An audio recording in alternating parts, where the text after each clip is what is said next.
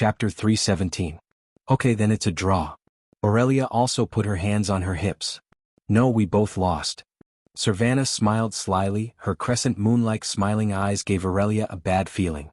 My dear sister, have you forgotten the Windrunner's family motto? A Windrunner must be the best ranger. If he can't hunt the best prey, then it's a failure. Failure? Oh, that's too bad. What's worse is that if she failed, wouldn't she have to call Duque a good brother? Damn it. Aurelia really couldn't bring herself to ask an almost immortal, thousands of years old high elf to call a human youth brother. Not to mention that there were over 10,000 pairs of eyes looking at her from time to time. The feeling of being watched by tens of thousands of people made Aurelia's scalp tingle. On the other hand, rather than saying it was the Windrunner's family motto, it was more of the pride of being a strong person, and she couldn't deny it. If she didn't do her best, then she lost. If she didn't hunt the best prey, then she lost. He should have admitted defeat cleanly. But Duque, only Duque. Aurelia didn't want to call him brother. Somehow, Aurelia subconsciously felt that once she called him brother, she would break some kind of taboo, and it would make their already vague relationship even more dangerous. Even if Aurelia didn't want to admit it, she had to admit that her attention was attracted by Duque. His schemes, his wisdom, and his endless new ideas made her, who loved new things, crazy. She was afraid. Afraid that as an immortal, she would fall in love with a human who was as bright as a firework but had a short life. For the high elves who had almost endless lifespans, decades seemed to pass in a moment, and this time was often the lifetime of a human. The lifespan of a human was really too short. So short that any high elf couldn't stand it. After decades of passion and love, there would be hundreds or even thousands of years of loneliness. And the only reason that could make Aurelia build a line of defense in her heart was age. A 15-year-old human youth should be a baby to the elves who were thousands of years old. However, her attention was always attracted by Duque. Worst of all, her hateful sister seemed to have seen through this, and would not let it go and used it to tease her. It was obvious that what Servanas was doing now was a classic example of, he would rather work hard than let his big sister escape. Oh, my good sister, don't you always tell us to watch our words and keep our promises? It's also an important part of fulfilling a promise. Queen Sylvie smiled faintly. Demon King Aurelia pursed her lips and said nothing. He had made a mistake. He had only agreed because the great Demon King had absolute confidence in his skills. Who would have thought that his sister would grow to such an extent? Now that he thought about it, it had indeed been a long time since he had fought or hunted with Sylvanas. Furthermore, there had been very few opportunities in the past 10 years, especially after this mischievous second sister had become Kuel Salas's wage thief. Come to think of it, in the Battle of South Shore, she had deliberately held back, right? Aurelia finally realized that she had been tricked by her sister. Biting her bright red lips, Aurelia finally raised her head and stared at the gazes from all directions. In fact, it was her illusion. The human warriors were basically busy wiping out the orcs on the bridge. Yes, we did lose. But I have the right to pay later. Haha, you said you lost the bet? You're so hesitant to pay the bill. Then I'll pay the bill first, okay? Queen Sylvie giggled. Seeing her sister embarrassed, Queen Sylvie was very happy. Here the sisters were fighting and Duque was the winner. Even though he knew that Queen Sylvie was deliberately flirting with his big sister, Duque still felt very happy. Queen Sylvie. That was the famous Queen Sylvie, who was worshipped and feared by millions of people in the future. Even if it was not from her heart, Queen Sylvie did indeed lean over.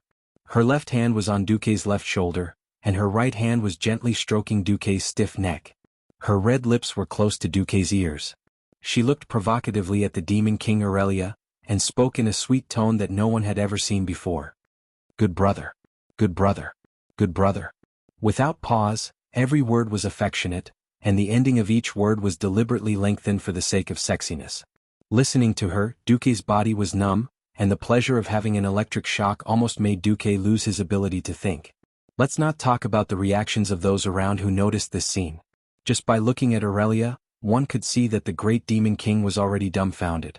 This heroine, who had become famous since the beginning of the Troll War, had killed thousands of trolls without blinking an eye, and had always been a dignified and steady great Demon King in front of outsiders. At this moment, there was shock and embarrassment on her face. For some reason, seeing Servanas leaning on Duque and hearing her call him good brother in a shameful tone, Aurelia felt a fever all over her body. Her skin was burning hot. Staring at her sister's delicate face, which was 80% similar to hers, she felt as if Aurelia had leaned on Duque and flattered Duque in a shameless tone. It was as if there were countless eyes staring at her from all directions. The shameful cord in Aurelia's heart finally broke.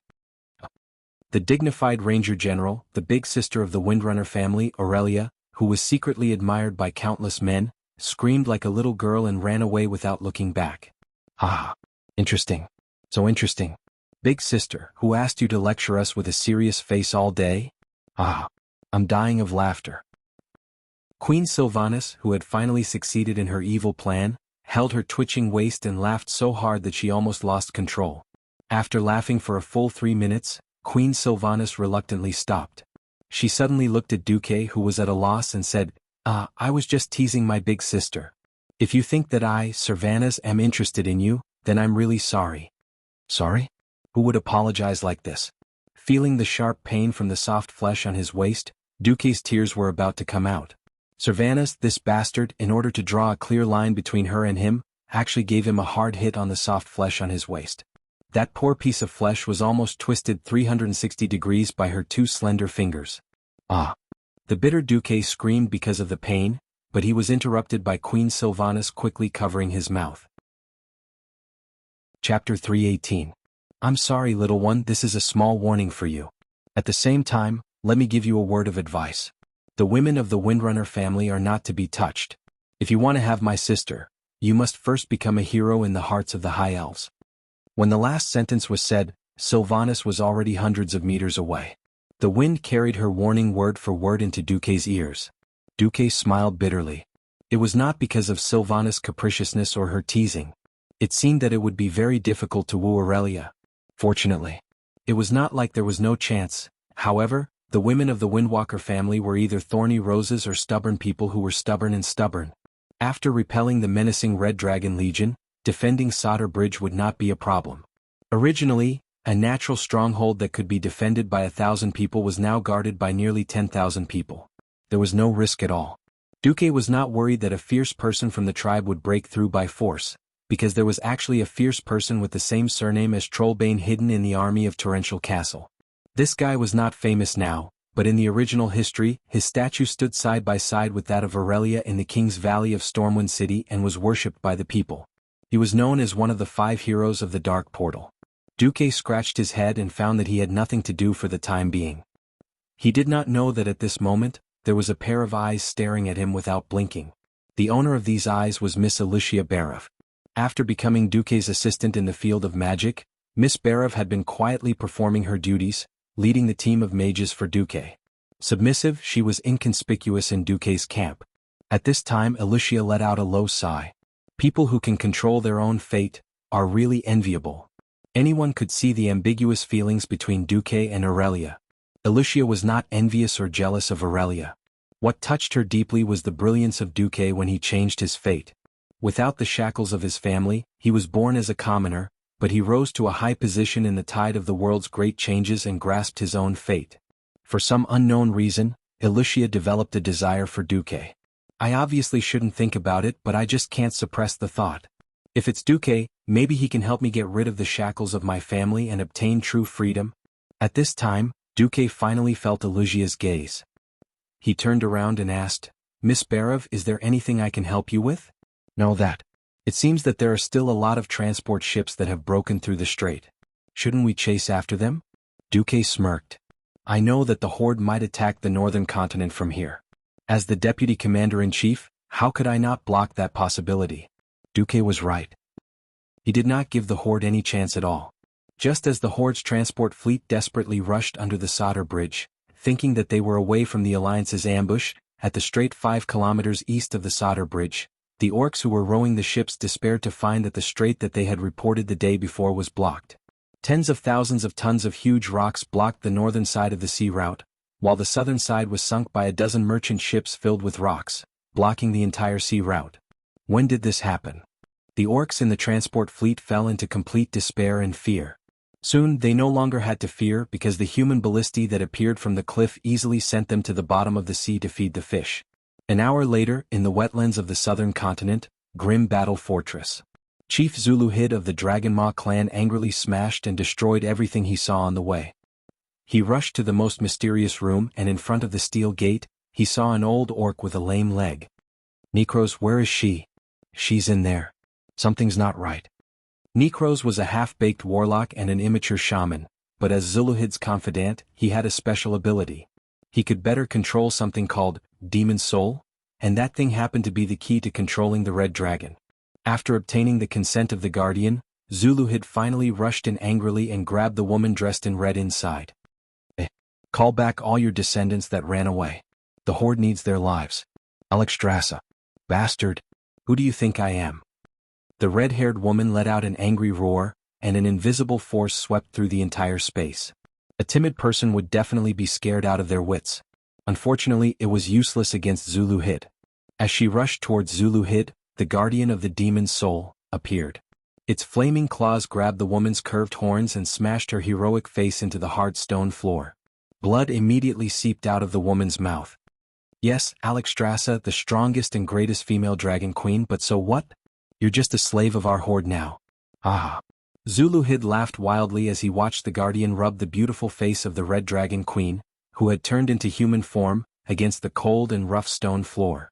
The sharp and uneven ground left several shallow bloodstains on Alexstrasza's wheat-colored face. Lowly orc. The red dragon queen roared angrily and struggled hard. The continuous humiliation almost drove her crazy, but it was to no avail. Not far away, the thing in the hands of the lame beastman Necros greatly weakened her strength. 10,000 years ago, the Pentashade dragons gathered in the Dragon's Sleep Temple at the request of the Black Dragon King, Nesario, and created the artifact that gathered all the power of the dragon race, Dragon's Soul, to fight against the invading Burning Legion demons. All the dragons joined the war to fight against the demons.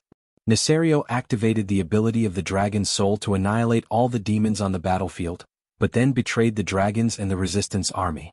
The Blue Dragon King Malygos tried to stop them, but caused the Blue Dragons to suffer heavy losses, and almost all of them were wiped out. The Blue Dragon Queen Syndagosa also died in this tragedy, and Malygos fell into madness. Nesario himself could not withstand this power and turned into a monster with a body full of lava. From then on he was called the Wings of Death. Later, the Dragon's Soul passed through the hands of many owners and finally became the Demon's Soul, under the corruption of the demonic power. Under the secret guidance of the schemer ghoul, Dan, Zuluhid sensed the existence of the Demon's Soul, and found it. 10,000 years had passed and the effect of this artifact had changed, but the power of the dragon contained in it had never changed.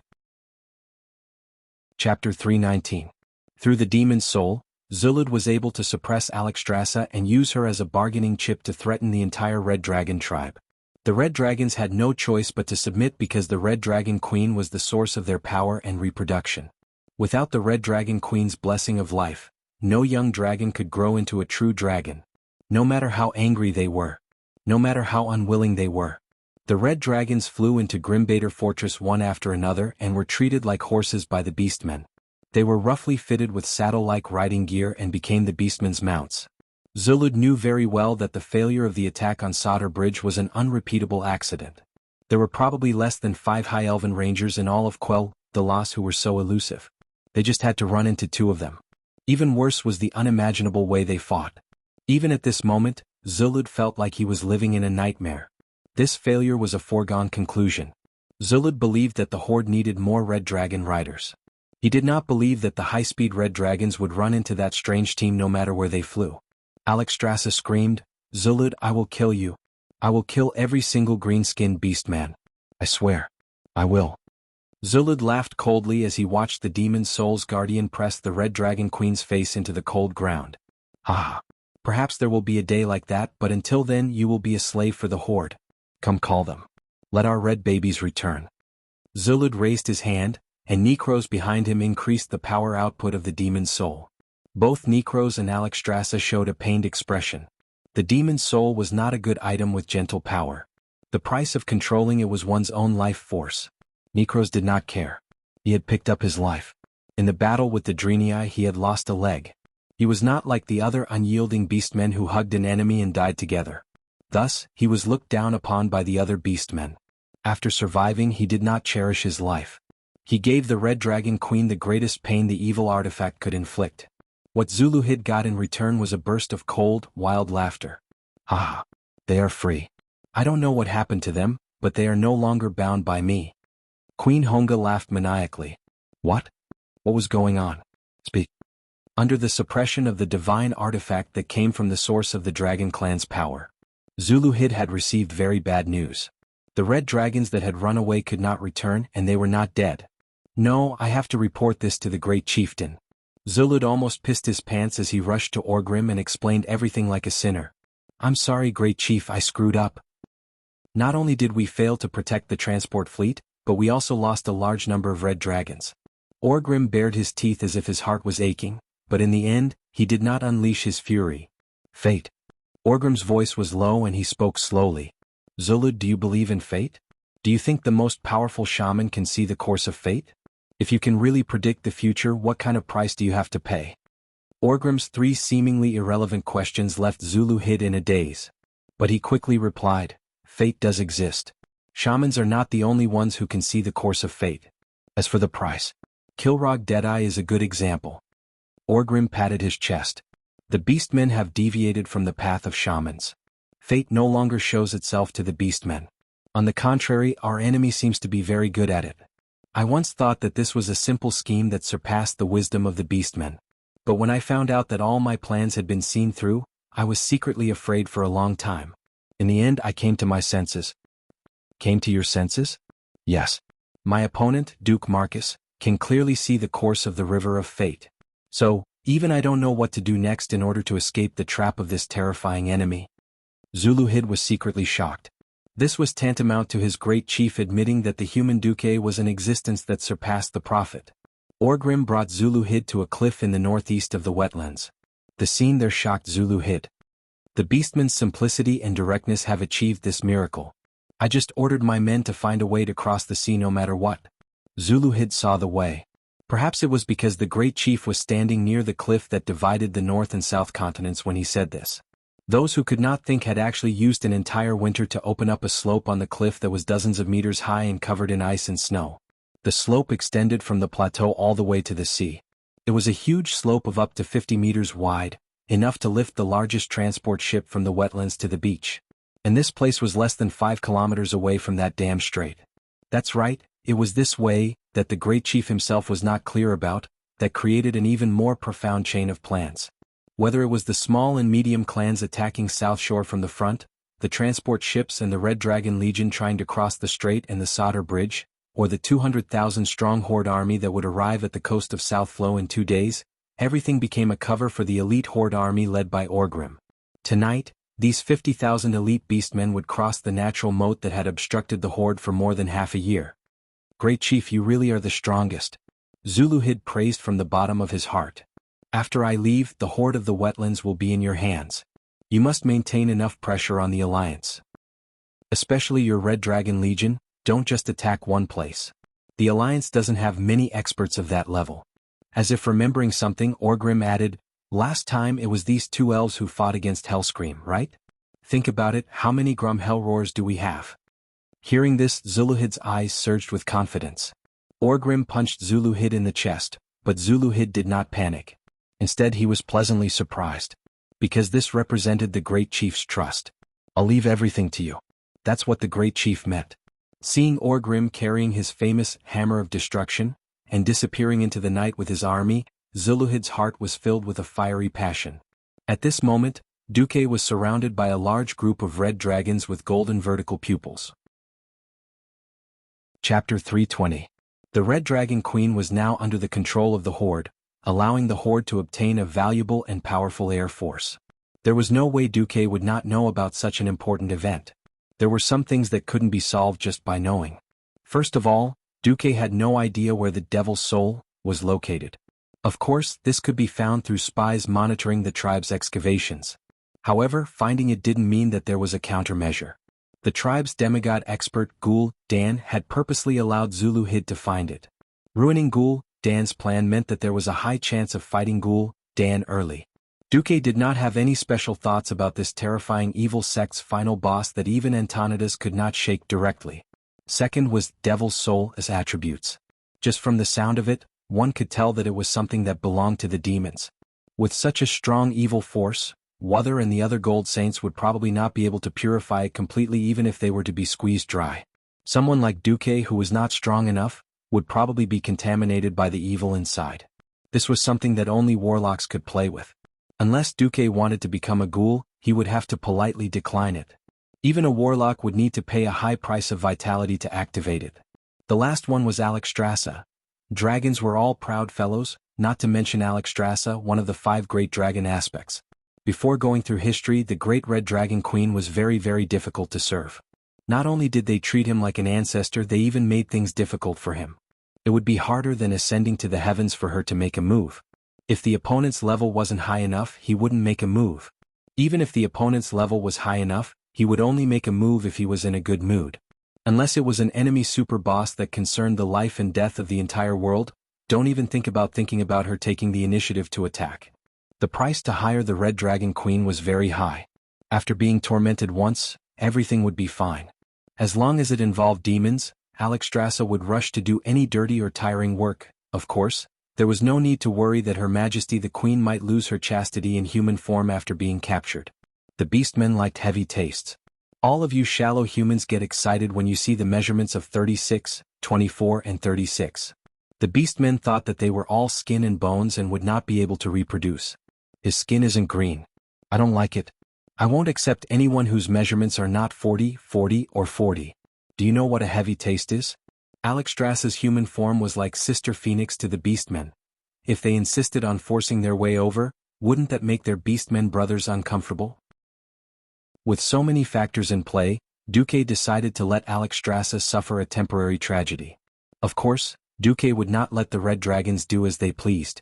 On the opposite side of Gershak's farm in the earthy highlands, a large group of red dragons gathered in a circle on the ground. Zastan, my request is that you don't return to the Red Dragon Queen's side for now. Don't become slaves of the Horde again and fight against the other races in the world of Azeroth. As a price, I promise to save your Queen Alexstrasza from the control of Demon Soul within a year. Zastan was the only young dragon among this group of red dragons who was closest to becoming a giant dragon. He was already 980 years old and had yet to step into the realm of giant dragons. However, compared to most of the young dragons who had not even touched the threshold of transforming into human form, he was already worthy of being the leader. Zastan stretched his long snake-like neck. His huge golden eyes were like 2 lava balls with flowing flames, flickering with a complicated divine light. Human, thank you for providing us with these mysterious devices, allowing us to temporarily escape the sorrowful shackles sent by our king. This does not mean that we have to believe you. Your ability is not enough to fight against Demon Soul. If there is no better, more convincing reason, even if we know that we will be enslaved, we still have to rush back to our Lord's side. From Zastan's mouth that was full of fangs flowed a sorrowful sigh. At this moment, Duque said a giant dragon's name that was taboo in the entire dragon race. Nesario. What? I happen to know of Nesario's plan? Duque walked over and said to Zastan. After a moment, not only Zastan but all the red dragon's expressions were very interesting. Are you sure? Compared to the freedom of Her Majesty the Queen, this price is not too much, right? Moreover, I am Duke Marcus. I once fought alongside you, suppressed Karazhan's magic defense system, and finally blasted Sargeras who possessed the Guardian Mediv into the abyss. I am Duke Marcus. I think that the friendship of fighting alongside you should be able to increase our trust in each other. Zastan's dragon eyes widened. It was you at that time. When they besieged Karazhan, Zastan was undoubtedly a junior. He would never forget Karazhan's terrifying and wonderful firepower that ultimately proved to be a false alarm. A video was projected in Duque's hand. It was an edited video that had been found through a system search. It happened to let Zastan see himself. Looking at the flying maneuvers that only he was familiar with, Zastan was completely speechless. Alright, warrior who defeated the Demon King Sargeras, I think we all have reason to believe you. However, what do you intend to do with us? The order that has been branded in our hearts is that when we encounter orcs, we have to obey their orders. We can't fight orcs at all. Duque smiled mysteriously. Are you interested in coming to Karazhan to fight demons?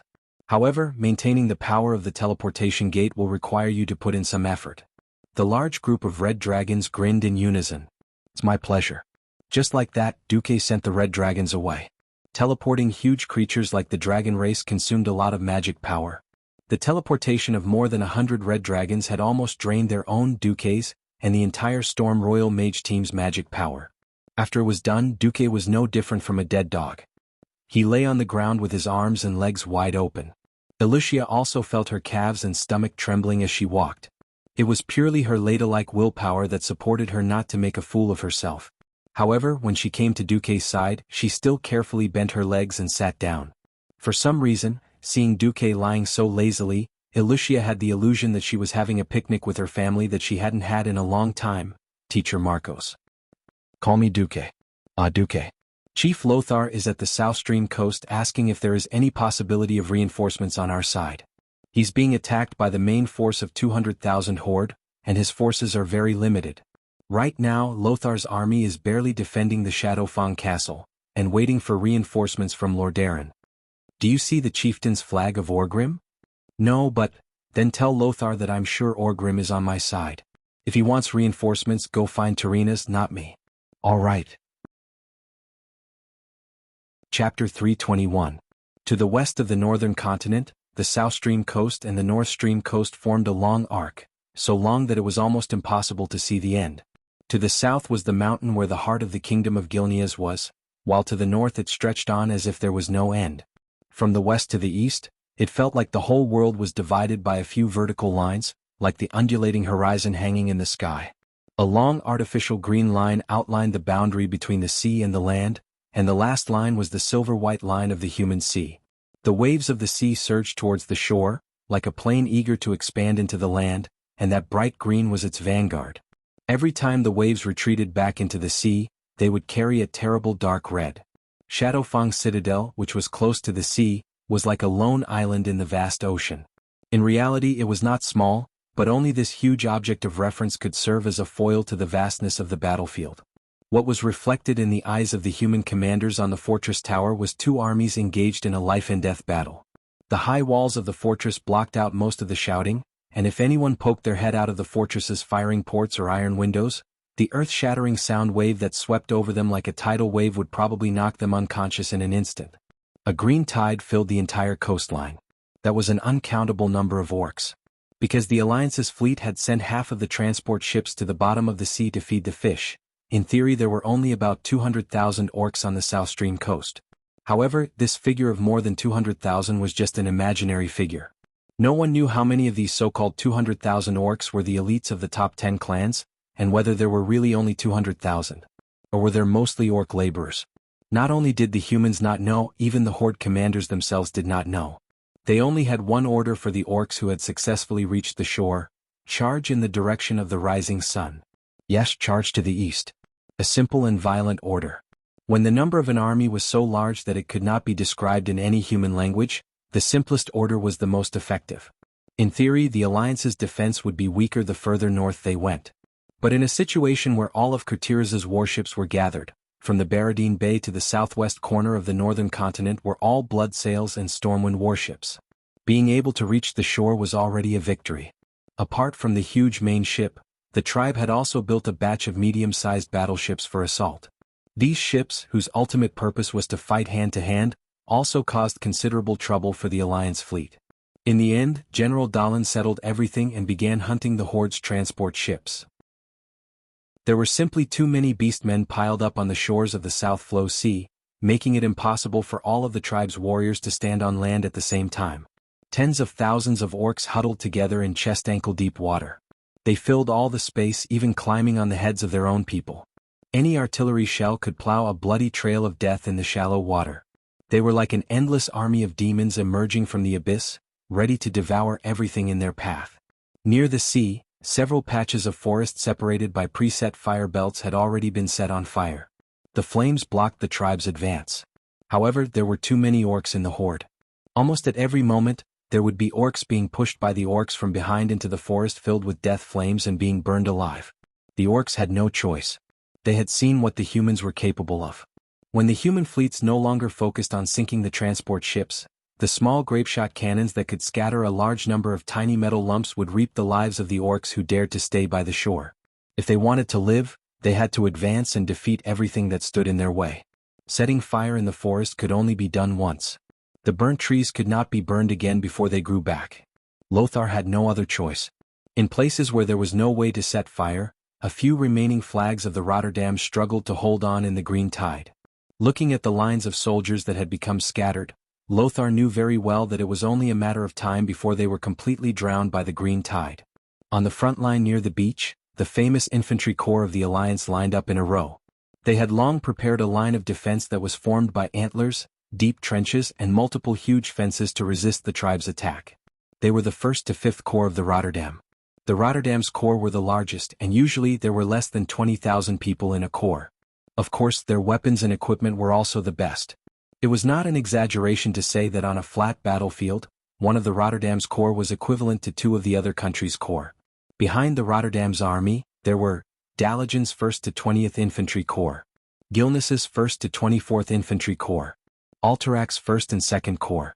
However, everyone knew that if the strongest people of the Rotterdam Kingdom could not withstand it, the infantries of the other countries would only be depleted faster. In the command center of the Shadowfang Citadel. Crazy. The orcs are King crazy. King Xion of Gilnes cursed loudly. Calm down, Xion. If this place collapses, you can still hide in the mountains. If we lose here, we won't be able to hold on to half of Rotterdam. King Tyrrhenas, who had also arrived at the front line early in the morning, angrily hit the edge of the heavy command table with his king's scepter. Beyond the line of defense, the entire Silverpine forest would be defenseless. The horde could go south and attack the center of the Gilnes kingdom, which was located at the southwest corner of the northern continent, about 300 meters above sea level. If they went east, they could reach the Dalagen on the southern shore of Lake Lord Emir. If they headed north, they would be able to attack the Tirisful woodlands, which had a slightly higher terrain, where the Rotterdam kingdom was located. Gilnes took up less than a third of the Silverpine forest, and the rest was Rotterdam's territory. This was one of the most important food-producing areas. If the South Flow Coast's line of defense was broken, it would definitely be a heavy blow to the alliance. Antonidas. Lothar had to look at the leader of the Dalagen military, who had the most ability to change the situation. Antonidas had also come out to deal with the horde's attack. He had brought a total of 5 mages and 40,000 infantry. This was the limit of what he could bring. In the most critical moment, the mages had already used a large number of firewall to help the alliance stabilize the front line. Now that they have used too much magic, what they need the most is rest. Otherwise, continuing to fight will only burn their magic circuits. By tomorrow you won't even need a single mage. Pharaoh was strong, but he was using his life as a sacrifice. What could you do? The king of Tyrrhenas was obviously frantic. Who else has a solution? I will marry Kalia to him. Chapter 322. The horde was already weak. Lothar, who had the most experience in fighting the horde, knew this very well. Although the orc warriors were better equipped than before, their combat power was declining. The first batch of orcs that Stormwind faced were all masters of combat. Any reckless attack would result in death. Any delay in reaction would result in death. Any failure in a battle of strength would result in death. According to Duke, they had just experienced a war with an unknown race called the Drenii, and they were elites who had been through hundreds of battles. Not only did they know how to use all their advantages, but their combat talent was also unparalleled. In the face of such elites, the Stormwind Kingdom soldiers were often beaten by a ratio of 1 to 10. However, after experiencing the burning of Stormwind City and the 2 sea landings, it was difficult for Lothar to see a large number of orcs of such quality. Here at the South Stream coast, Lothar estimated that the ratio of orcs to humans had dropped to 1 to 3. This was because the orcs lacked warlock support, and the humans had almost all the mages who knew how to fight. It was like a critical point now, and whoever made it through would win. If the alliance could not hold on this time, then the orcs would have a large number of elites who had experienced blood and fire. Even a laborer who only knew how to use a wooden hammer would grow into a terrifying killing machine. On the contrary, the well-trained alliance troops, such as the soldiers of Lordaeron and Gilneas, would grow rapidly. Just a little bit more, just a little bit more. However, Lothar had already sent out the best troops he could. The elites of the Silver Hand Knights, led by Uther, were also dealing with the powerhouses of the horde. Other than sending himself, there was nothing Lothar could do. It was no wonder that Tyrrhenas was so anxious. If not for the fact that Tyrrhenas was still somewhat clear-headed and knew that it was useless to send out cavalry in this situation, he would probably have sent out the rest of his knights. Suddenly a voice sounded. This Deputy Commander Marcus sent me a message. If the situation is not good, we can use the FFF Tactical Strike Force. The one who spoke was Duque's butler, Makarov. In terms of strength, Makarov was nothing. In terms of ability, he didn't have any outstanding points, but his slickness and responsibility made him the most well-known mouthpiece under Duque's command. On many occasions he was even Duque's full representative, and every word and action represented Duque's attitude. Now that he had appeared, he was like a fresh stream in the stagnant Alliance command center. What? Duque has a way. King Tarinas grabbed Makarov's shoulder in surprise. This is just an experimental weapon. It hasn't been tested in actual combat, but my lord has said that we can try it when necessary. Even if Duque's original words were, send them out when they're about to collapse, Makarov still left some leeway for him to speak. What is the FFF regiment? Lothar was suspicious. It wasn't that he didn't trust Duque, but he was using him as an excuse to let Makarov explain to everyone. I think it's a strange language called fire, fire, fire, or something. In the common language it means fire, fire, fire.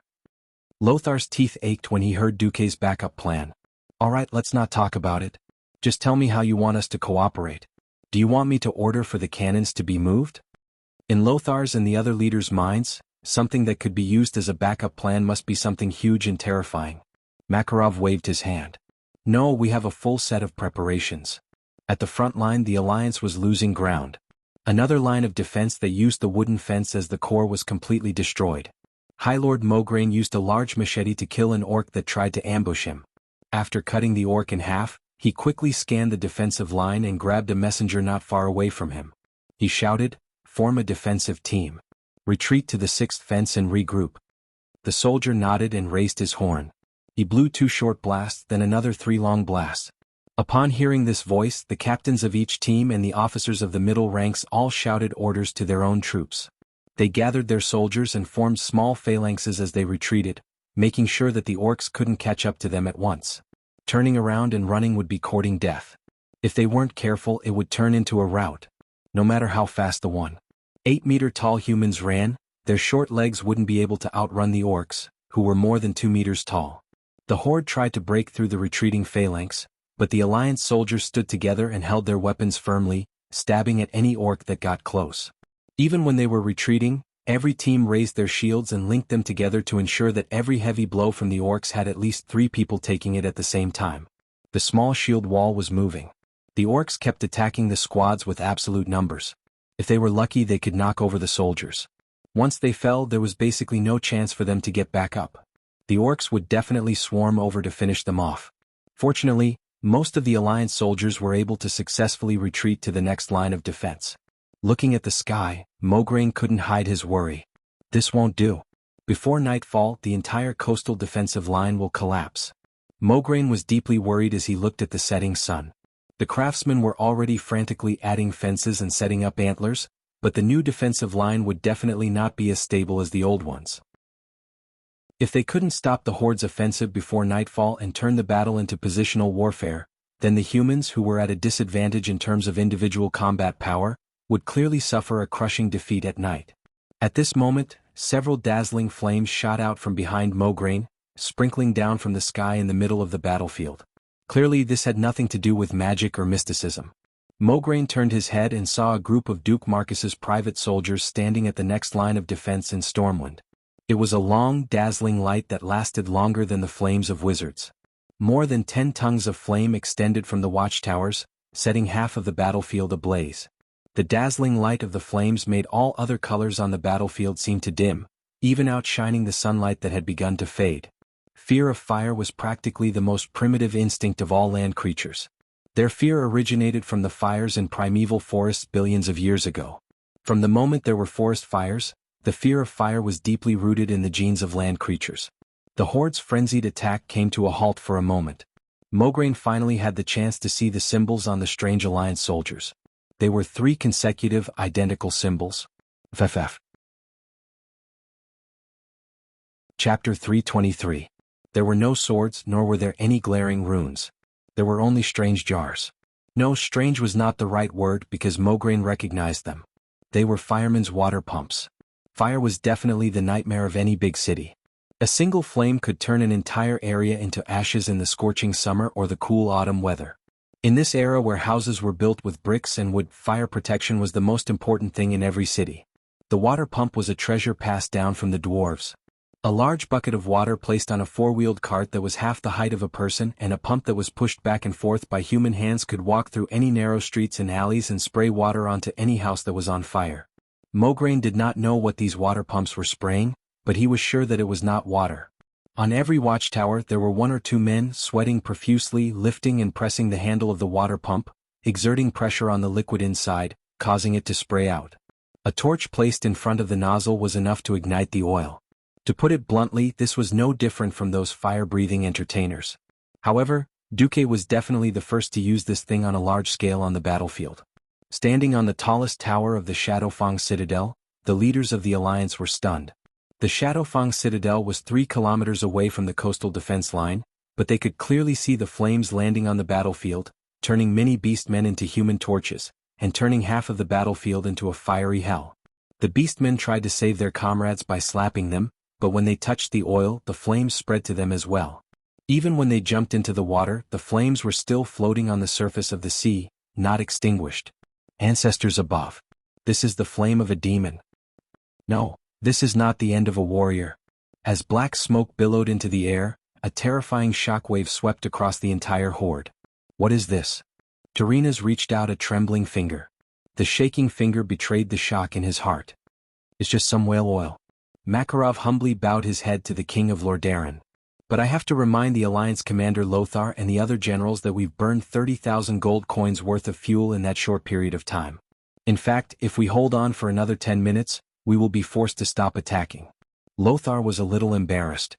When he was in Storm City, he heard that Duque had so much whale fat that he could use it to light lamps for the poor. Of course, Lothar had also become bad recently. He was fed up with the ugly behavior of the kings and nobles who were stingy when there was nothing to do, and screamed when there was something to do. Lothar would definitely be happy to see Tyrrhena's get into trouble. Didn't they see that Tyrrhena's Menethil was even willing to sell his princess? With the threat of the core territory being destroyed, a mere 1,000,000 gold coins shouldn't be a problem, right? Since Lothar did not expose him, the rest of Makarov's excuse was useless. Originally, Duque had told him that the method of oil purification was very expensive. That's right. It was just a matter of adding a few more layers of filters. Of course, other than Duque and Makarov, no one else knew about this secret, nor would they try to understand it. They would never have thought that oil could be used in this way, or that fire pumps could be used to spray fire. They would never have thought that oil could be used in this way, or that there was an endless supply of fuel to replace whale oil. This was the so-called limitations of the era. Ignorance, arrogance had blinded the eyes of most people, and the minds of the mages were only filled with knowledge that was limited to the mystical realm. They were bound by the so-called common sense that had not changed for thousands of years. As for Duque, as a transmigrator, Duque was the perfect person to guide them. The horde was indeed very strong. Humans once thought that unless they had a complete defense line or more than 5 times the number of soldiers, it would be impossible to defeat the orcs on land. But right now, the enemy that was unparalleled in the eyes of countless generals and wise men was being crushed by an army that was completely foreign to this world. The orcs were invincible in hand-to-hand combat. They only needed to know how to advance, using their strong bodies and sturdy weapons to destroy everything in front of them, and then the humans would definitely be defeated. At this moment, the humans had subverted their common sense. It had nothing to do with courage or personal combat ability.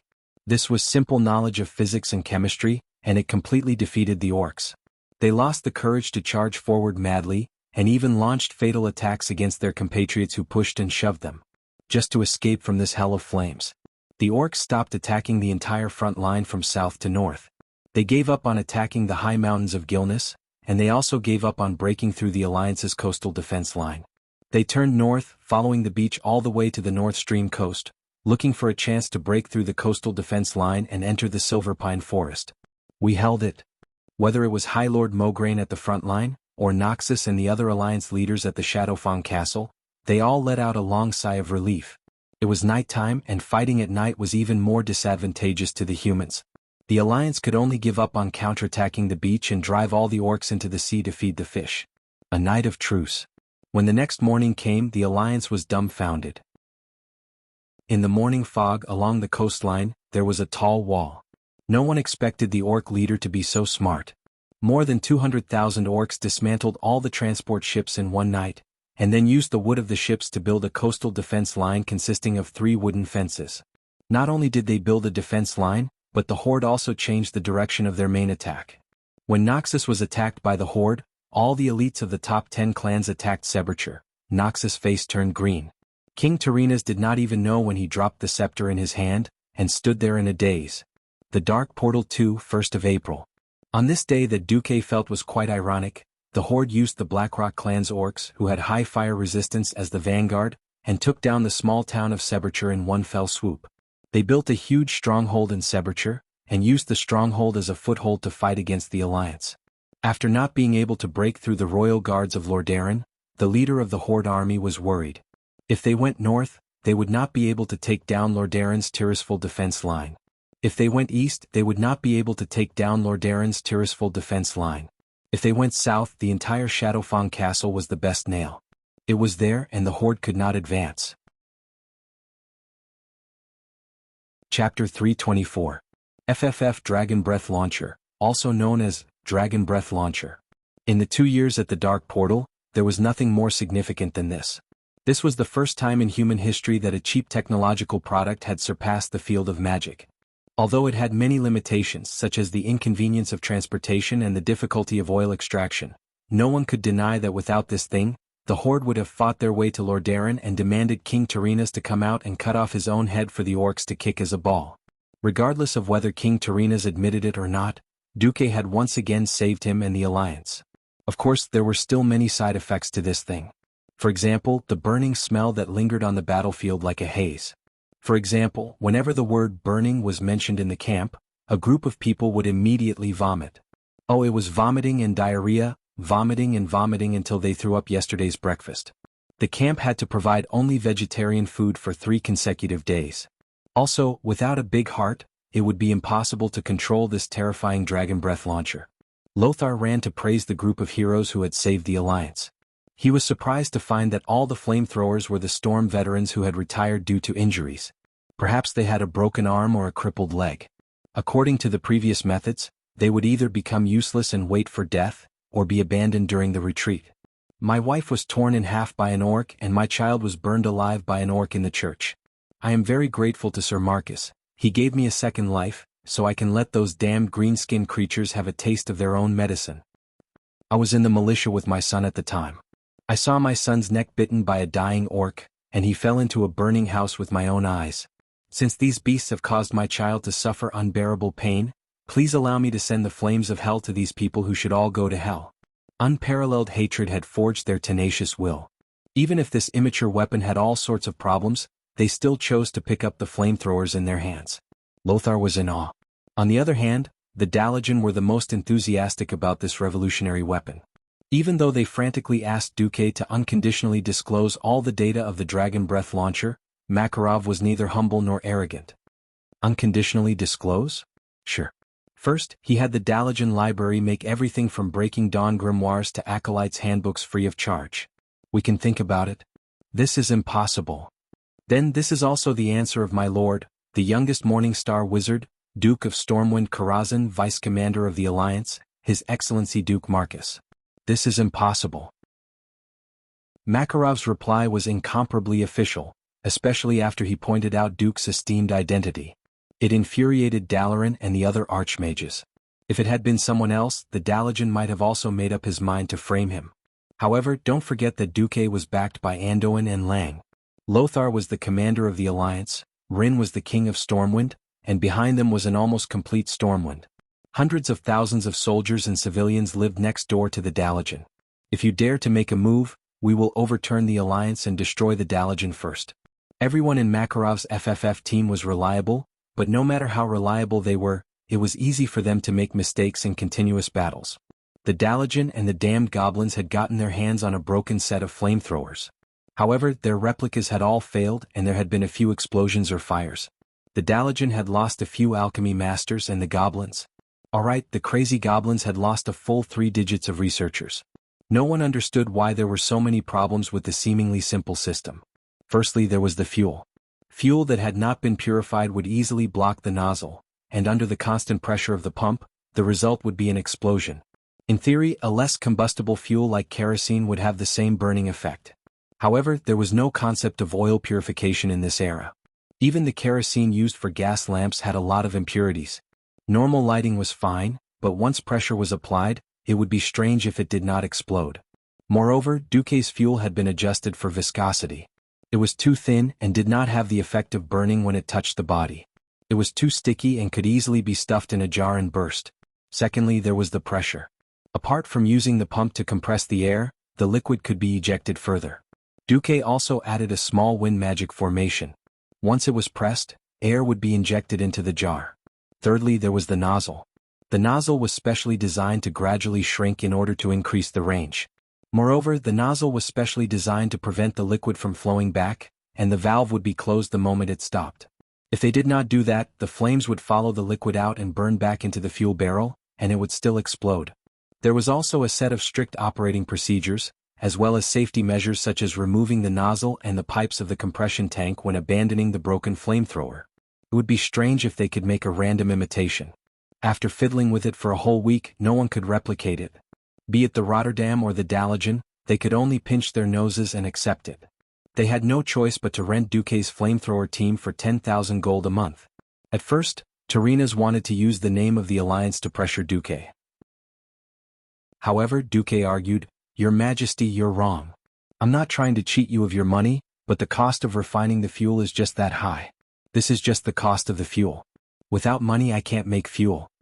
Duque personally brought Torinas, Mograine, and the others to visit a refinery that had 18 jars that were taller than a person. Seeing that hundreds of workers had only managed to squeeze out a small amount of fuel after working for half an hour, Torinas was discouraged.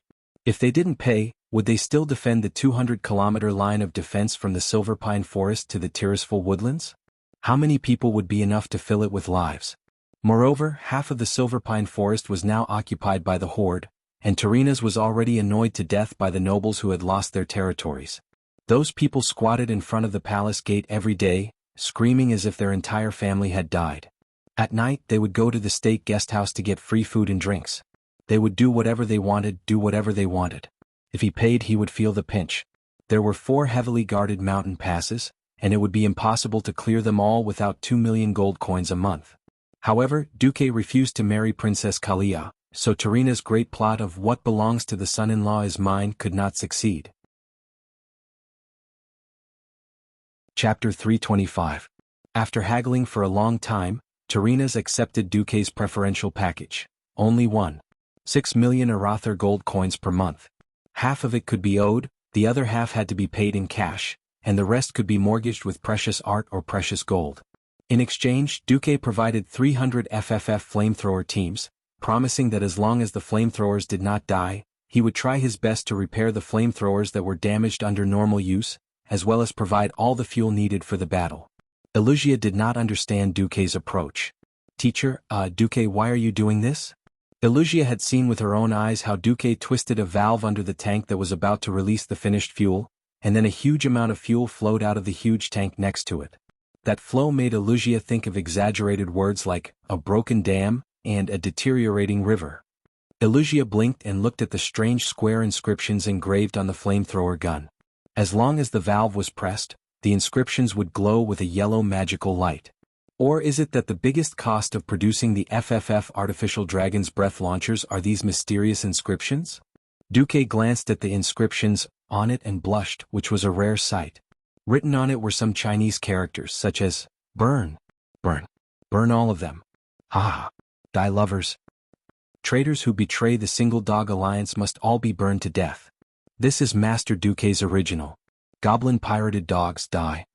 Duque coughed hard and put on a serious face. "Well, those are anti-theft items.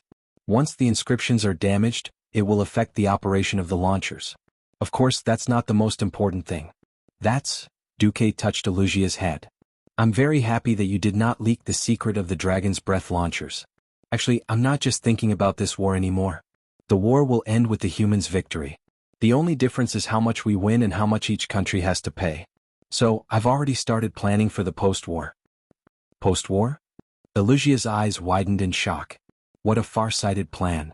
While the orcs were attacking like fire and the whole continent was still in a quagmire of war, When every human could not see the future clearly, Duque was already thinking of keeping the strongest alliance, Lordaeron, in check after the war. If this was true, then his father was not on the same level as Duque. Duque looked into the distance. His black eyes became incomparably deep, like the endless starry sky. It gave Alicia a feeling that she would never be able to see through him, but she would unknowingly fall into it. The big hand that was caressing her head felt a strange sense of warmth in the warmth. How many years had it been? Not even his closest family had been so affectionate to him. His father was cold and heartless, and he only looked at the scales of benefits. Mother was busy with magic. The two younger brothers were already like sharks in their mother's womb, beginning to cultivate each other's forces, preparing to devour each other in the future. And Duque, the young mage who claimed to be her master, gave her the warmth that she had longed for a long time. In her heart, Alicia sighed. Sigh, if only Duque was my husband. Peace of mind, safety. But he will definitely not accept me. Father's asking price is something that even the king cannot afford. Alicia was very clear about her bastard father's character. For the sake of the family's interests, he would definitely use her marriage to maximize the benefits of the bearer family. Lowering her head lightly, Alicia let out a silent sigh. In Thurbercher's horde's camp, Grom Hellscream let out a deep sigh as well. For the first time he felt a heavy burden on his shoulders. He had thought that only 200,000 of the 400,000 orcs that crossed the sea from the Western Front would be able to destroy the humans of the entire northern continent. With the new transport ships that had been modified by the goblins, the horde had a total of 320,000 orcs that had successfully landed, and 250,000 of them were warriors. Grom had thought that victory was in the bag. Who knew that the humans would come up with some kind of fire-breathing weapon? They did not know what it was, but once they came into contact with that sticky thing, they could only wait for their entire body to burn. Apart from the Blackrock tribe who were naturally resistant to fire, the others would most likely die if they came into contact with it. In order to save on the food that was transported from the transport ships, Grom had to order the injured to take the lead in every attack to reduce the enemy's firepower. The only fortunate thing was that the enemy did not have too many fire-breathing devices, and their range was not too far. Even from the archer towers they could only shoot about 20 meters away. If they were on the ground it would be even closer. First, they would use long-range weapons like catapults to attack. At the risk of sacrificing some of their people, they could still pull the humans into close combat. However, every time they were about to win and kill most of the humans, these disgusting fire-breathing weapons would appear. Every time the horde failed, the horde would fail. Now the area around Thurbercher had become a meat grinder. Tens of thousands of Alliance and Horde members died here every day. Sensing light footsteps behind him, Grom did not even turn around. What's the situation at the back? Sword Saint Samuro appeared from the blurry air. Ghoul, Dan has gathered more compatriots from the Door of Darkness. Although their combat power has decreased, at least they have made up for it in terms of numbers. Rend Blackhand and his brother are now leading 300,000 beastmen to attack the Earthy Highlands. Even I can't break through that bridge. Can those two brats from the Blackhand family do it?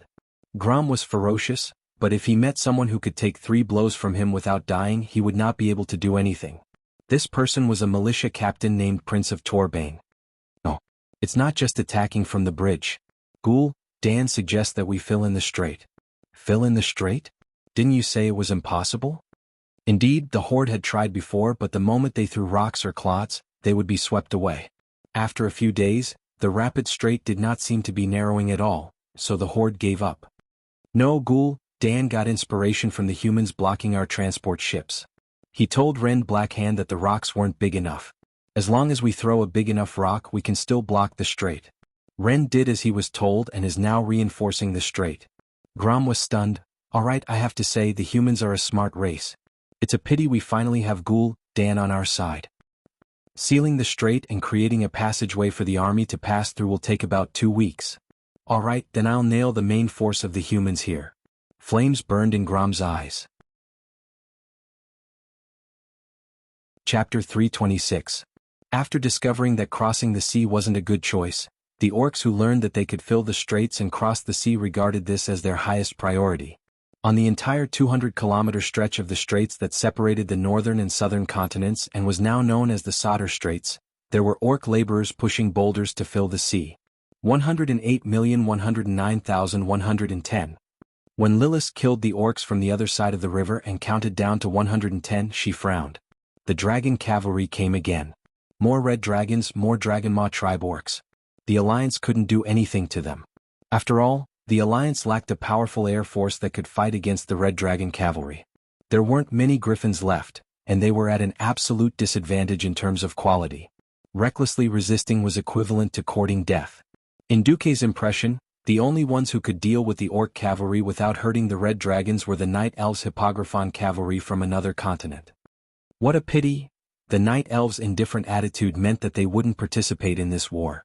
Duque had to let Aurelia, Servanas, and Lilith each lead 300 rangers to deal with the Dragonmaw tribe's agile attacks. However, the entire bay was being filled up at a speed visible to the naked eye. Duque felt like he had shot himself in the foot. If he had let the Horde's transport ships go, there wouldn't have been so much trouble. Maybe the Horde would still foolishly collect ships to continue crossing the sea.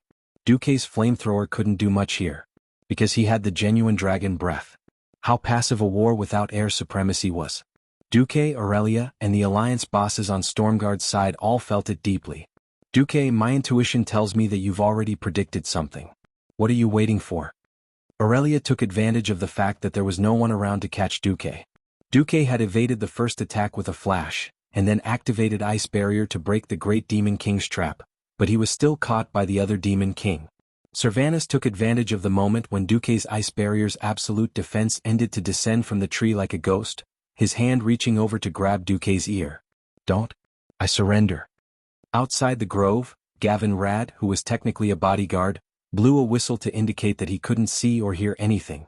In the forest, resistance is severe. Tell the truth and you'll be lenient. The Windrunner sisters used the words they learned from Duque and used them on Duque. Duque was speechless. Duque was unyielding. Someone still owes me a lot of good brother. If I don't clear my debt first, there's no deal. But the bastard's pretentiousness only lasted for a while. After all, this involved the Windrunner family, so Duque didn't keep them in suspense for too long. It's been 8 days since the second sea crossing battle, and we haven't found Orgrim's flag. This doesn't fit Orgrim's character. I'm 70% sure that Orgrim has personally led his army across the sea. Then, where is he? If I'm not wrong, he should be here with no more than 50,000 Horde elites. Duque opened the map he carried with him and pointed at the hinterlands. The Windrunner sisters didn't look too good. This is both a good and a bad thing. Duque paused for a moment. The good thing is that the Horde will definitely anger another dwarf branch that lives in Eagle Nest Mountain, the Wildhammer Dwarves. The Wildhammer Dwarves are good friends with the Griffins that breed in Eagle Nest Mountain. Their Griffin Knights were also quite famous. Now we don't have to worry about not having an air force. Aurelia's expression became even worse. The bad thing is that the Horde has gone behind the main force of the Alliance. The Silverpine Forest was to the west, the hinterlands to the east, and the earthy highlands to the south. The Alliance was surrounded on 3 sides. No, I'm not worried about that. The Wildhammer Dwarves are very strong. As long as we have enough reinforcements, the Horde will definitely be able to withstand the attack. The problem is after that if the elites of the Horde can't go west. The two sisters' gazes followed Duque's finger to the north. That was the hinterland of Lordaeron.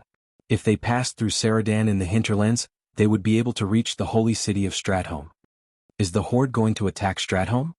Queen Sylvie asked. No. They can't take Stratholme. Right now, the Holy Light Archbishop Fail is mass-producing Holy Saya in Stratholme. There's half of the Silverhand Knights there, and Stratholme's defense is comparable to Lordaeron's. As long as the Horde can't take them down, they will be surrounded and killed. They will be surrounded and killed by the endless stream of humans coming to defend the holy city. Then, I'm worried about your hometown, Kuel Salis. At this time, the two sisters looked at Duque as if he was an idiot. Aurelia put her hands on her hips like a proud rooster. The entire forest of Kuel Salis has a magic shield. Those stupid trolls won't be able to break in even if they spend another 10,000 years. Queen Sylvie also put her hands on her hips and puffed out her chest as if she was right. Have you forgotten that the Horde actually has warlocks? There's a rough description of the magic shield of your forest in the books of Karazhan. If you use runestones, as long as enough power is used to corrode a few of the runestones in the key parts of your forest, the magic shield that protects the entire forest will be a joke. When Duque said this, the faces of the two Windrunner sisters had completely lost all color. They were deathly pale. As the ranger generals of Kuel Salis, of course, they knew the secrets of the magic shield of the forest. The daily maintenance of the runestones was also carried out under their eyes. If they did not know Duque very well, Aurelia and her sister would definitely think that Duque was a spy sent by the trolls. And Duque's last words extinguished the last bit of hope in the hearts of the two Windrunner sisters. According to my calculations, the worst-case scenario is that the trolls choose to join the horde. Then Kuel Salis will face a disaster.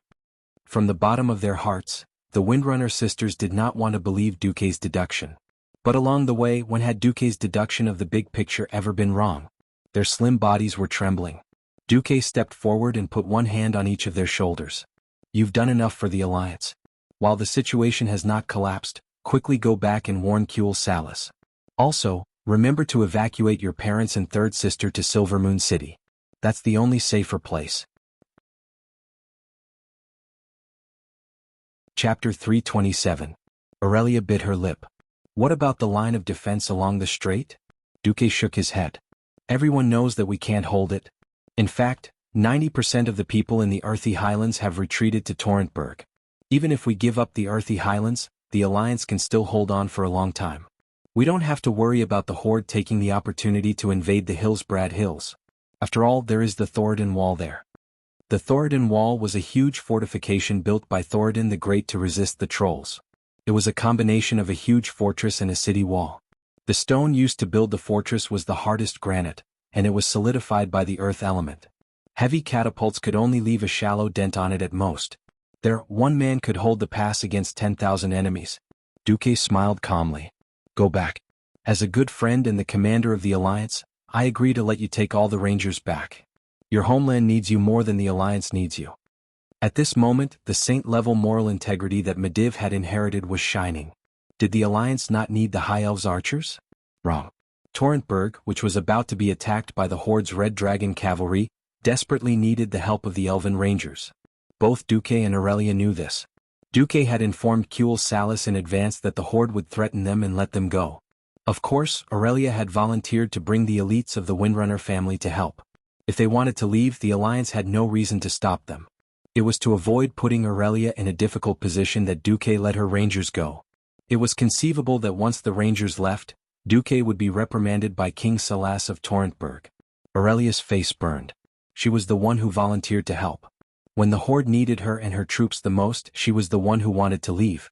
If Duque had been more heartless and concealed the tribe's movements from the intelligence report, or had not told her the deduction of the direction of the war, and only found out at the last moment that she had been pulled into the main force, Aurelia, who had been squeezed dry for a long time, might have been able to be heartless. Now that Duque was so open and above board, Aurelia felt that her guard was softening bit by bit. Aurelia said the word, I, 3 times in a row and didn't finish her sentence. The more carefree Duque's smile was, the more uncomfortable Aurelia felt. You should go back first. Use your and the Windrunner family's influence to see if you can wake up those arrogant old mages from their sweet dreams. Then I'll save as many as I can, right? Aurelia shuddered. She had never thought that Duque would actually include the corruption in Silvermoon City. The thought of arguing with the pharaoh of the Silvermoon Council, who only knew how to hold them back, gave Aurelia a headache. At this moment, Servanus patted his sister's shoulder. Sister, you should bring the main force back. I'll stay with the combat team that His Majesty the Sun King promised to the Alliance. I'll work hard for your share as well. Or, you don't trust my archery skills? Looking at her smiling sister, Aurelia finally realized that this was the best choice. As a ranger general, her influence in the country was much greater than her second sister's. As long as she brought the main force of the Windrunner family back, things would still be promising. Seeing the determination written on his sister's face, Servanus smiled. Yes, I have to go back and tell the people who stayed behind. With that, he tapped the ground with the tip of his foot and disappeared, leaving behind an awkward Aurelia. Perhaps it was because she had seen Duque's appearance that Aurelia did not want to admit Duque's growth. That was why every time she saw Duque, she wanted to bully Duque like a strong elder. Unfortunately, even if she did not want to admit it, she had to admit it. Duque was no longer the little Duque she was familiar with. From his body to his intelligence to his way of dealing with people, it had only been less than a year, but Duque had completely grown up. He had become a great man who played an important role in various countries, and even the entire world of Azeroth. Lightly pursing her lips, Aurelia seemed to have made up her mind. The next second, Duque suddenly found a warm and plump female body behind him. Good brother, good brother, good brother? There was not the slightest pretense. Instead, when the orchid scent mixed with a touch of bashfulness blew into his ears, it made Duque's ears turn red. When Duque reacted, Cule Salus's heroine, Aurelia, had already disappeared in the wind. Duque touched his ears and muttered to himself, "This time there shouldn't be a tragedy, right?" Duque was a little lost. He had already changed too much of the history. In his previous life, Aurelia had lost her youngest brother, Riras, and her parents in the joint attack of the orcs and trolls.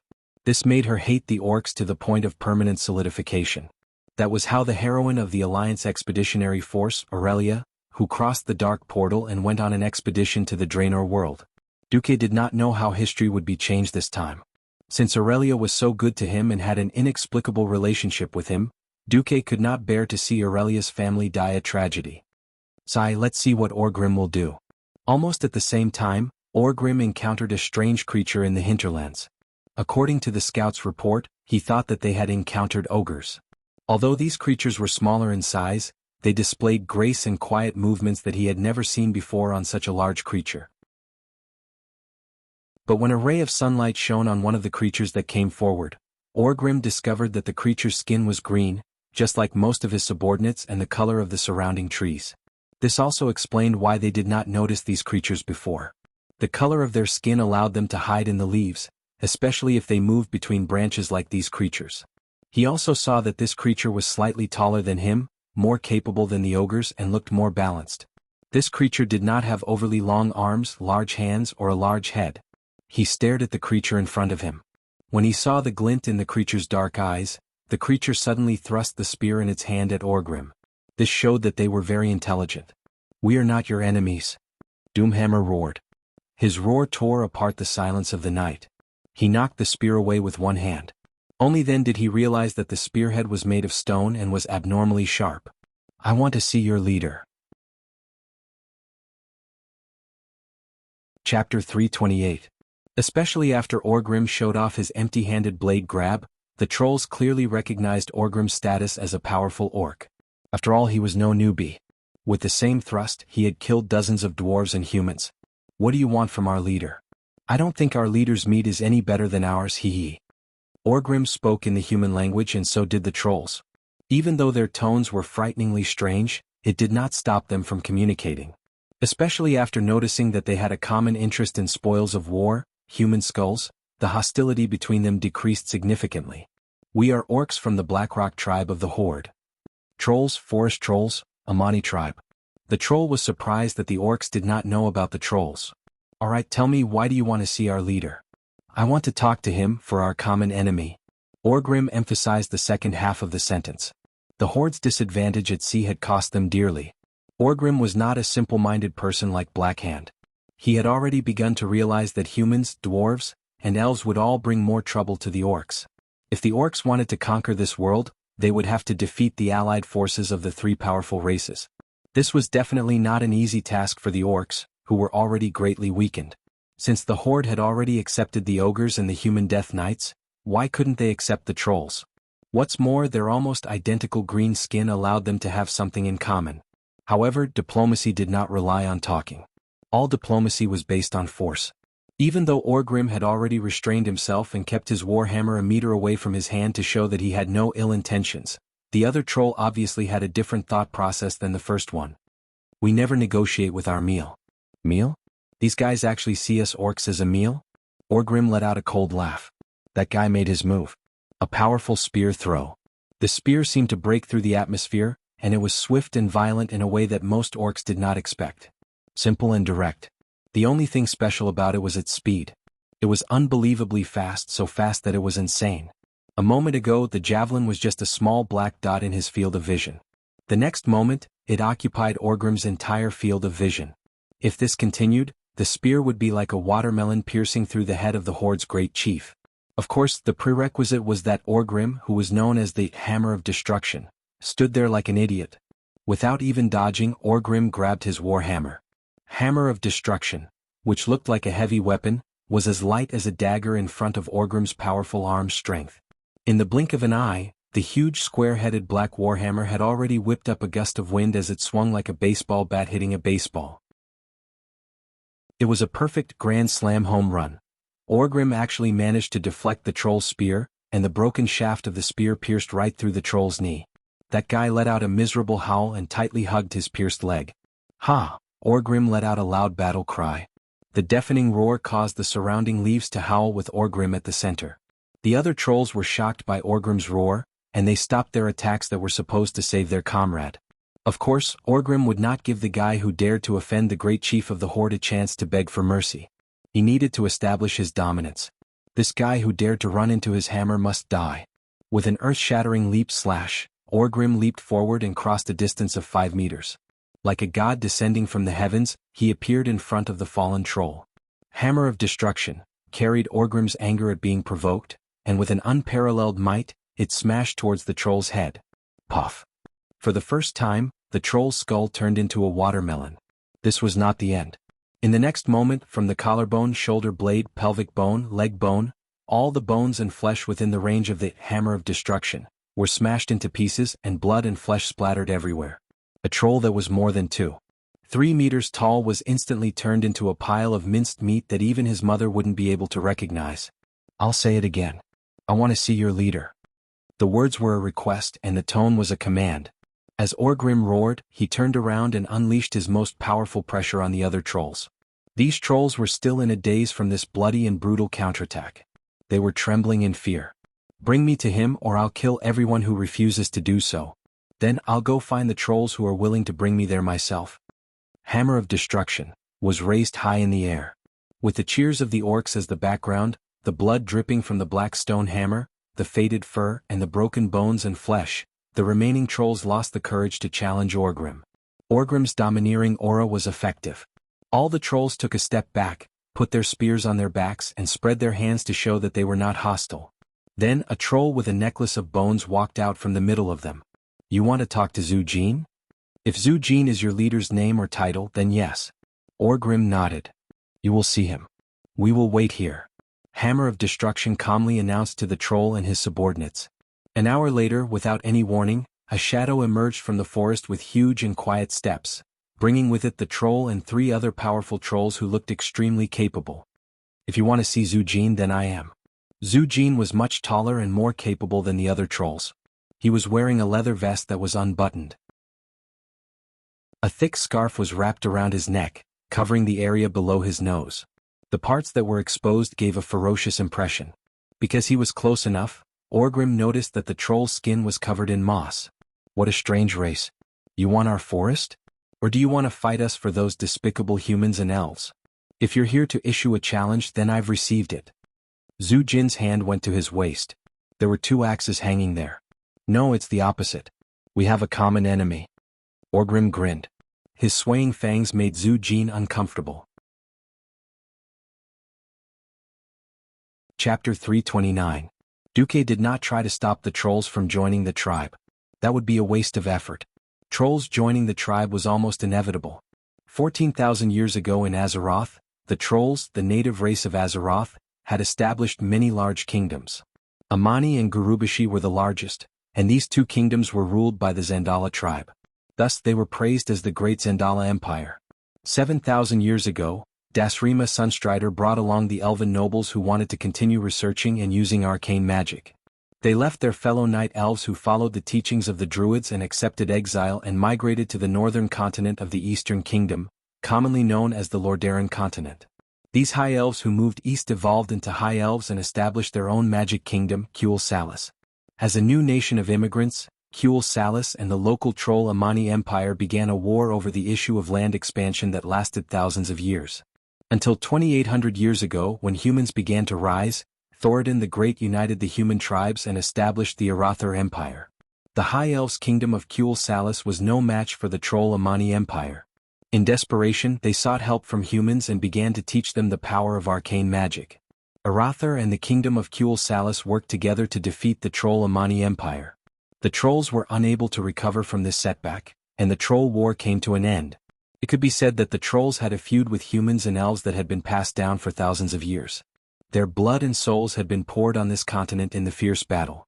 The hatred had long been so strong that it could not be dissolved. Furthermore, there were too many troll clans. Even if Duque had dealt with the Amani clan in advance, there were still many other clans on this continent. For example, the Zandala tribe in Stranglethorn Vale was the ancestors of all trolls. They were also known as primitive trolls. Trolls were generally divided into 5 main groups. Other than primitive trolls, there were also jungle trolls, forest trolls, desert trolls, and ice trolls. There were many branches of different sizes according to their attributes. Sand Fury, Ice Hare, Evil Branch, Blood Scalp, Skull Splitter, and other small branches were ignored. There were 7 or 8 large Amani-level clans. Rather than letting Orgrim form an alliance with the trolls, it would be better to leave it to the Amani. At least Duque would be able to predict their route of advance.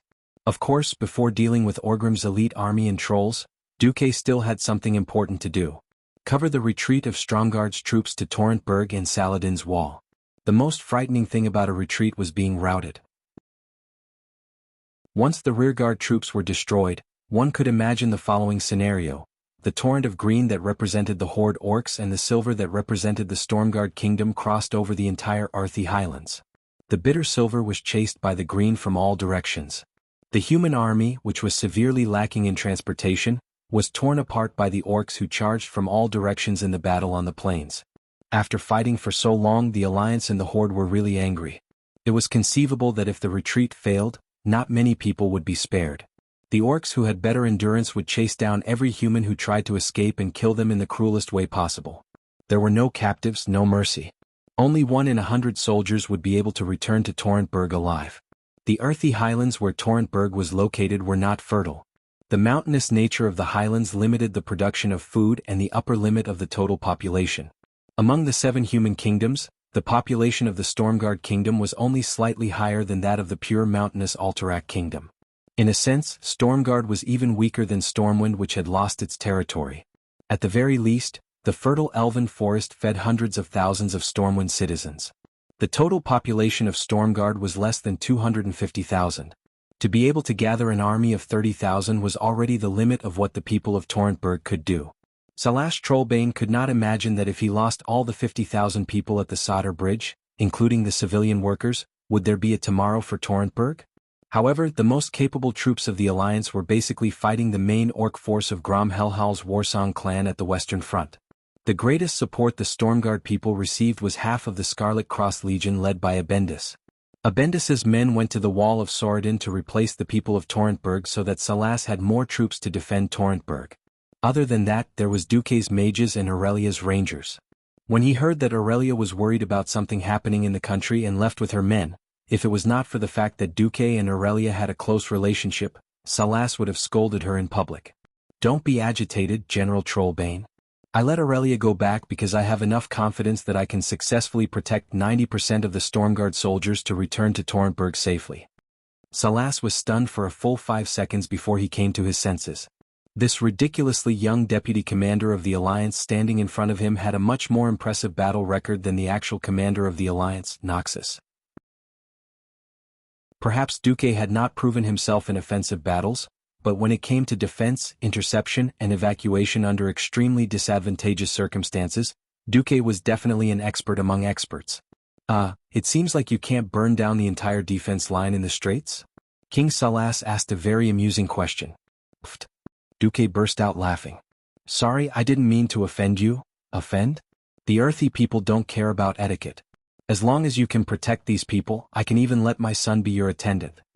Salas sold his son without any shame. Duque still had a lot of respect for the earthy people who had the Torrentberg as their core. In the history, the Torrentberg had withstood the undead calamity head-on. Even when there were only 3,000 people left in the kingdom, none of them gave up. They fought bravely in various areas of the earthy highlands, declaring their resistance and unyieldingness to the tribes and all invaders. No, I am not shameless enough to make a prince my attendant. If he really did this, it would undoubtedly make Duque feel that he was full of arrogance. In fact, I have always advocated the minimum sacrifice in exchange for the greatest results. Very well, Deputy Commander Marcus, what do you plan to do? Salas paused for a moment, but still felt that he had to give Duque a little benefit. If you succeed, you will undoubtedly become a hero in the hearts of the people of Torrentberg. I think there will be no less than 100 knight candidates in Torrentberg who admire your prestige and volunteer to become your followers. 100 quasi-knights did not sound like a lot. But considering that there were 100 of them who were very good at fighting and could help him manage his fief, the weight was much greater. Chapter 330. Duque had also doubted the loyalty of the people from Torrential Fortress. Knights who could fight were still useful. If they were loyal to someone else's king, it would be a pain in the ass. In fact, after inspecting the goods, Duque realized that he had been thinking too much. This was a world with a feudal aristocratic system. Even if the customs of the Seven Kingdoms were different, they were still the same. The descendants of the Arathar Empire, the people of Thoradin the Great. The nobles who were loyal to other human kingdoms did not have as many problems as one might imagine. In this era, only the eldest son could inherit the land. The second, third, fourth, and daughter could only be filled in according to the order below. Generally speaking, the second and third sons might have some hope. They could pray for something to happen to their eldest brother, but there was no hope for the rest. Just like in Stormwind's elven forest, 1,000 years of inheritance had already given up all the land in the earthy highlands. If they wanted new land, they could only reach out to the outside or the royal family. To the south of the earthy highlands was the territory of the Bronzebeard dwarves. To the east was the sea. To the west was Alterax's territory behind the Thoradin wall. To the north was the hinterlands near the earthy highlands. It was still the dwarves, but they were the Wildhammer dwarves. Hence, the Stormguard kingdom was completely unable to expand. As the saying went, barren hills and wild rivers produced tough people. The earthy soldiers had outstanding combat power. Apart from equipment, the earthy people's land combat power was definitely one of the best in the Seven Kingdoms. Of course, because they were poor and had poor equipment, their overall combat power was not as good as the people of Rotterdam. With 100 knight candidates, Duque had made a profit. Anyway, Duque did not intend to let the people from Torrential Fortress suffer a loss. The knight candidates had a good impression of Duque. First of all, Duque's reputation was illustrious. The Alliance's vice-commander, the slayer of nearly 300,000 orcs, an archmage with a limitless future, the inventor of a new weapon, and the biggest financial backer of the Stormwind Kingdom. There was nothing more promising than having a boss who could fight, make money, and help his underlings get benefits. If the Alliance could not defeat the Horde in this race war, then it would be the end of the human race. If the Alliance won, it would be natural for them to exterminate the Beastmen. Once Stormwind was restored, Duque's status would be exaggerated. He would be a true Grand Duke, a Grand Lord. The eastern part of the fertile Elven Forest, a small piece of the Night Forest, a large piece of the Red Ridge Mountain, and the Upwind Trail area. Looking at the situation, Duque's fief might not be limited to just this. This was a better piece of land than the whole of the earthy highlands. These knight candidates were so excited that they were about to go crazy. They couldn't wait to become Duque's followers and wear the battle robe of the Marcus family. Of course, this was on the premise that Duque had to successfully evacuate the 50,000 Stormguardians to Torrentburg. 20,000 elite soldiers, 10,000 auxiliary soldiers, and 20,000 craftsmen and militia. If Duque was just an inexperienced brat, or if he had a better idea, King Salash Trollbane would not let Duque make the arrangements. But he was Duque, the Alliance's hero, Duke Marcus. The weight of this name alone was enough to make Salash trust Duque more than himself. When Salash asked, "What are you going to do?" and Duque took out a thick stack of action guides, Salash was stunned for a full 3 seconds. Without waiting for Duque to explain in detail, Salash snapped his fingers. "In the name of the King of Stormguard and the General of the Alliance Army, I command you. During the retreat, all of you must listen to the orders of the Deputy Commander, Sir Marcus. Those who disobey will be punished by my sword."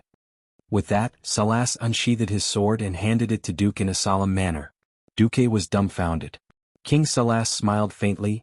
"Sorry, I am the kind of person who can't help but rush into battle when I see it. Besides, the Trollbane family will only fight to the last moment, victory or death. If I stay here, I will only interfere with your command and become a burden to you. I only hope that you will not betray the trust of me and the people of Torrentburg. At least 50,000 ladies are waiting for the return of their man." Duque's expression turned serious. "Don't worry, since I can lead 50,000 besieged Stormwind elite soldiers across the sea, I can also lead 50,000 people of Torrentburg back to their homes and become the last line of defense for Torrentburg." That night, the tribe's beastmen in charge of reclamation discovered the changes on the other side. Compared to the day, the beastmen preferred to reclaim the sea at night, because the accuracy of the ballistae and catapults on the other side would be greatly reduced. Often, one night's work could be equivalent to 4 days' work. But today was different. Almost as soon as the Beastmen reclamation team reached the middle of the strait, a large string of flashing flares rose from the other side of the strait, illuminating the area within a diameter of more than 100 meters as if it was daytime. The next moment, accompanied by the fierce beating of war drums, the sound of countless bowstrings sounded from the other side. Large ballistae, small arrows, and pebbles were all rained down on the vital parts of the Beastmen, who ran over to reclaim the sea with rocks on their backs. Not only did the attacks look dense, but they were also very effective. Of the more than 200 Beastmen laborers who went up, none were spared. They all died there, and not a single one returned. 5 minutes later, the Beastmen in the middle of the strait suffered the same devastating blow. Another 5 minutes later, the same thing happened downstream. The commander of the Beastmen was shocked. What the hell was this? He had no choice but to call for the Dragon Maw Beastmen's dragon riders, but it seemed that the terrifying Elven Ranger was still there. With the support of the High Elves' night vision, the sharp arrows of death still pierced through the Beastmen's throats. That night, there were 5 crossings, and the Beastmen lost the lives of 2,000 laborers, but their progress was completely stagnant. When he received the report, Red Blackhand, the son of the former chief, didn't care. Let Zuluhid continue to send out his precious red lizards. Keep attacking during the day and I'll see how long the humans can last. The Beastmen didn't have the gift of night vision, and because the red dragons didn't cooperate, the Beastmen dragon riders were more effective during the day. The attack on Solder Bridge continued, and the humans seemed to have concentrated their forces on the bridge. The defenses there were still impenetrable. But elsewhere, the dragon riders had successfully destroyed more than 100 unguarded ballistae and catapults. Chapter 331. This is progress. It proves that the humans are beginning to weaken. Ren laughed. At the beginning of the attack, the humans could still use the high mobility of the mage's teleportation and the sniping of the 2 half-elves to prevent the Beastmen from gaining any advantage. Of course, Half was referring to Lilith's Windrunner. Even though Illyria held her sister in high esteem, there was always a difference between an advertisement and reality, wasn't there? Lilith's archery was also very good. Her talent was also top-notch among the Rangers. But she lacked the competitive heart of a strong warrior, which happened to be the most important thing for her to truly step into the realm of heroes. Now, even if the Beastmen still had to pay a high price, the Beastmen could still rely on their strong capital to deplete the strength of the Alliance. The following days seemed to be a tug-of-war. The humans only guarded the bridge and at night, relied on long-range attacks to snipe the Beastmen's reclamation. Taking advantage of the arrival of the night, the craftsmen frantically built and repaired the catapults and ballistae. During the day there were still so many human soldiers patrolling the defense line of Solder Bridge that the Beastmen scouts were dazzled. There seemed to be nothing wrong. But the Storm Guardians who were still at Solder Bridge were moved to tears. What? The main force had all withdrawn. Apart from the 5,000 elite soldiers and 3,000 craftsmen who were guarding the bridge, the rest had been orderly evacuated at a rate of about 5,000 people per night in the past week. Without lighting torches, they only relied on the white cloth wrapped around each other's shoulders and walked back along the road under the guidance of the best scouts. The range of the Dragon Maw orcs was limited. As long as they were more than 20 kilometers away from the northern position of Solder Bridge, even ghosts would not know. During the days of retreat, what Servanas did the most was not to kill the enemy near the cliff, but to kill the enemy scouts who went too deep into the defense line and rode on the flying dragons. The remaining small team of Elven Rangers each had a few human scouts and a mage under Duque. Once they discovered the invasion of the tribe's flying dragons, Duque would immediately teleport with Queen Sylvie to the preset teleportation circle and kill the tribe's scouts. The scouts near the cliff line did not pay any attention. Every night, there was only one person in charge of sniping the tribe, Duque. After becoming a Morning Star wizard, Duque could control 512 Magus hands at the same time. Being able to do it did not mean that it could be done in the long run. For example, a grown man could lift something that weighed 100 kilograms for a while, but if he wanted to lift it for an hour, it would really be impossible. Only 1 in 10,000 could do it. Servanas, who had been following Duque for the past 3 days, quietly watched as Duque made all sorts of incredible efforts to save the lives of the 50,000 Torrential Castle soldiers. Duque was clearly immortal, but he demanded of him as a Superman. As a noble mage with a limitless future, not only did he personally fight on the front lines, he did not hesitate to lower his status and do the lowly work of controlling the ballistae with the hand of magic. From west to east, there were a total of 12 ballista positions, each with more than 30 ballistas, 12 catapults and 500 ballistas that were basically fixed, loaded, and aimed at the coast. There was only one person controlling them, Duke Marcus. With the help of the system elf, he shot a perfect kill in every wave, not letting a single laborer escape. Almost as soon as he finished attacking one position, Duque would immediately teleport to the next. After he left, the logistics team of less than 30 people quickly came out and reloaded every ballista, catapult, and ballista. It was no exaggeration to say that, depending on the situation of the tribe's attack, Duque would teleport back and forth between the 12 positions 30 to 40 times in a night. For the current Duke, just the huge consumption of stamina and spiritual force was enough to squeeze 10 ordinary Morningstar wizards dry, not to mention being a wizard. Duque was still persevering. The people of Torrential Castle sighed at Duque's strength, and on the other hand, they were moved to tears by Duque's greatness. Sometimes in the command post, Duque would be so tired that he would fall asleep while talking. No one blamed Duque. Duque had done enough. If not for Duque, perhaps most of them would not have made it back to Torrential Castle alive. On the 8th day, the most crucial moment had arrived. According to the plan, all the troops would be withdrawn tonight, leaving only Duque and Servanas to bring up the rear. This was simply inconceivable. If not for Duque's various miracles over the past few days, everyone would have completely opposed Duque. Sir, you've done enough, that's good enough. If you want to sacrifice yourself in exchange for the survival of the people of Torrential Castle, then please forgive us for not being able to follow your orders. Brigadier General Autruz, who was the last to stay behind, shouted excitedly, raising his voice by a few notches. Next, it's time for the people of Torrential Castle to bleed. Not only Autruz, but a dozen or so Stormguard generals also stepped forward and formed a wall of will and flesh, blocking in front of Duque. Summon His Majesty Salas Trollbane's order. Even if we have to kidnap, we must bring His Excellency Duke Marcus back to Torrential Castle ahead of time. It seems that a great hero like Duque should not die in such a pointless way. Compared to Torrential Castle, the Alliance needs Duke Marcus more. What are you doing? I know you mean well, but are you going to rebel? At the same time, Servanas, who had drawn his twin swords, and Gavin Rad, who had taken out his warhammer, stood in front of Duque, one on the left and one on the right. Although they knew that most people would not fight, they had to have an attitude. Brigadier General Autruz did not expect Duque's men to react so fiercely, and his momentum was stifled for a moment. Duque looked at Autruz calmly.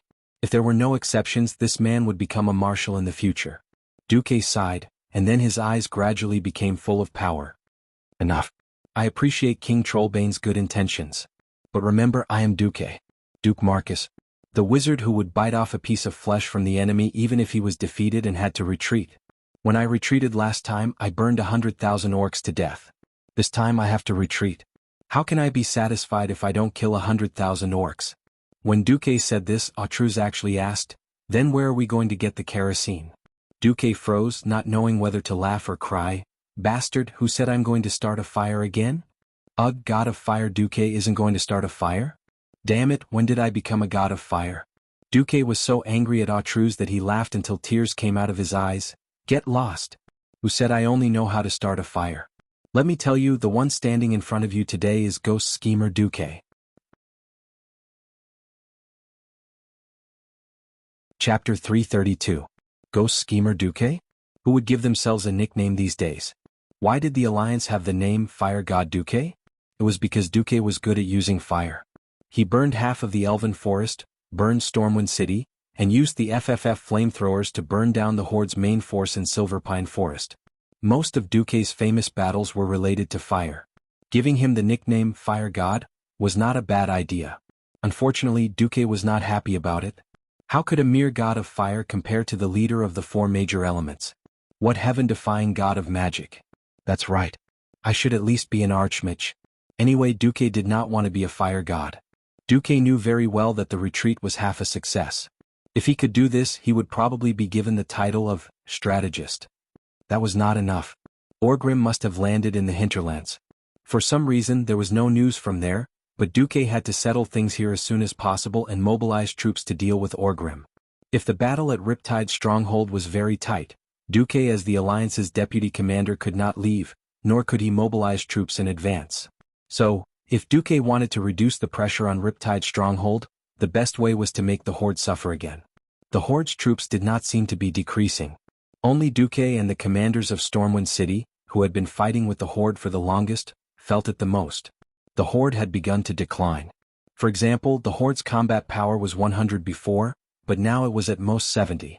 As the losses increased, the Horde's combat power would reach a critical point. Once it broke through this critical point, the quantitative change would become a qualitative change. When that time came, the Alliance would switch from defense to offense. Seeing that General Atreus and the others wanted to say something, Duque gently pushed Servanas and Gavin Rat away and waved his hand at them. "Gentlemen, thank you for your willingness to sacrifice for me. I appreciate your kindness. In the future, if I can't survive, I will come to you. On the contrary, if you can't survive in the future, you can look for me. As long as I defeat the orcs, I'll be a great lord." Duque shrugged and said, "But before that, can I trouble you to get out of here according to the plan? Unless you have my magic power, knowledge, and stratagem, your poor imagination will never know what I want to do." Duque's words were no longer at the level of "you're welcome." If Duque had said this before, even if the king was above their heads, they would still find trouble with Duque. But men were such simple creatures. Once they had gone through life and death together, they were brothers. Not a single Storm Guardian took Duque's words as an insult or provocation. On the contrary, after seeing their compatriots who had a high chance of dying successfully retreat to Torrentburg, they saw Duque shining with divine light from head to toe. Alterace gritted his teeth. "Promise me you won't die here."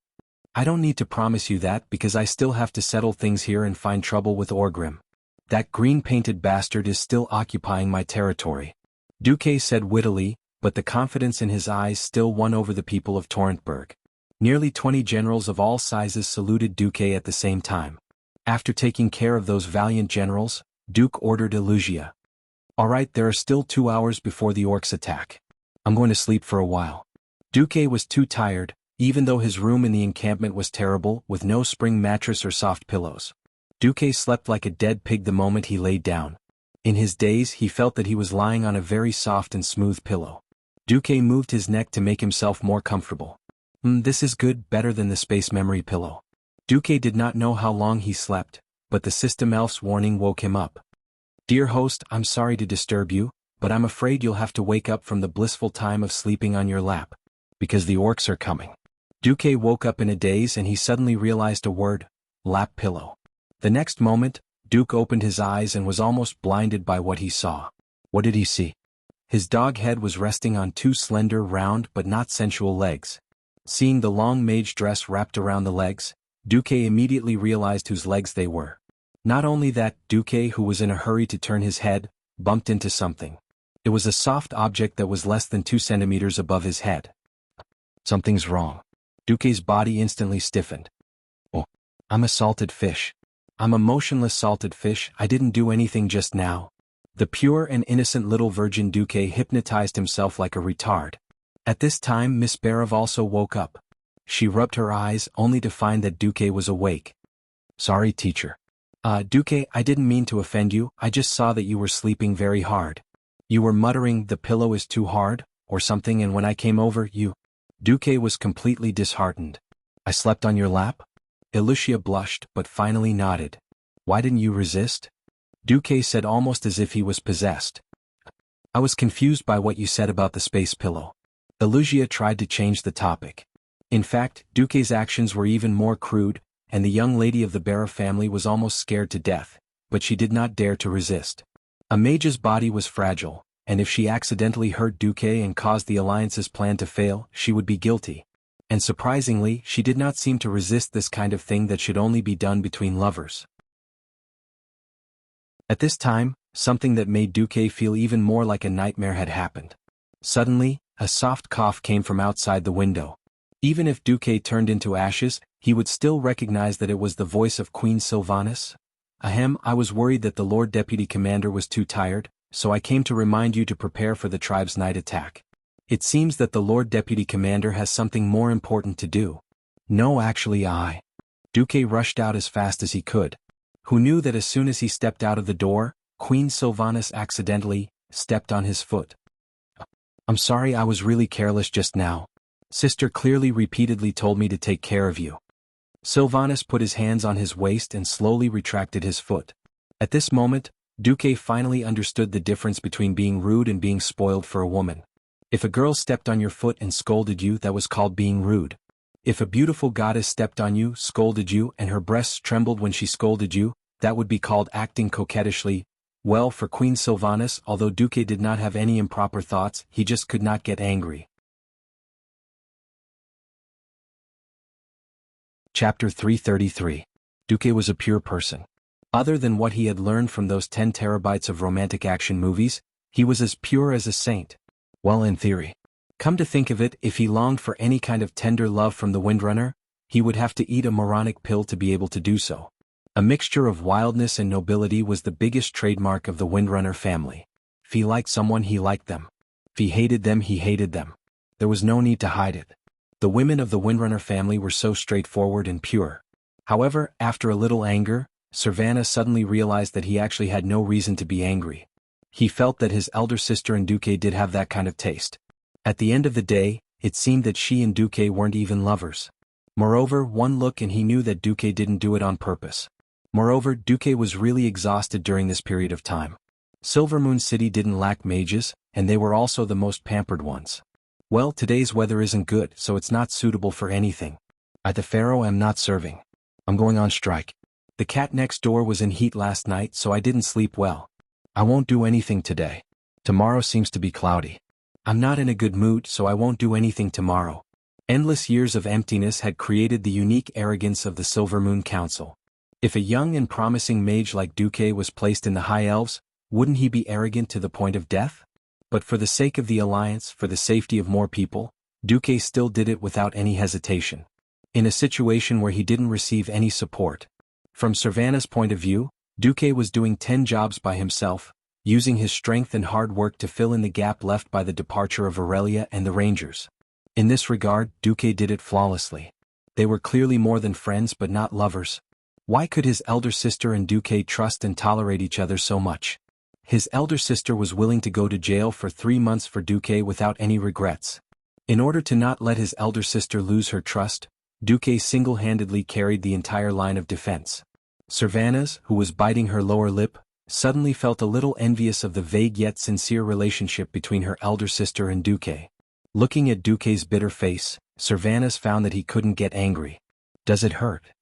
Fortunately, at least it wasn't an axe from the tribe. Duque smiled bitterly. Sylvanas raised her long golden eyebrows. I won't apologize.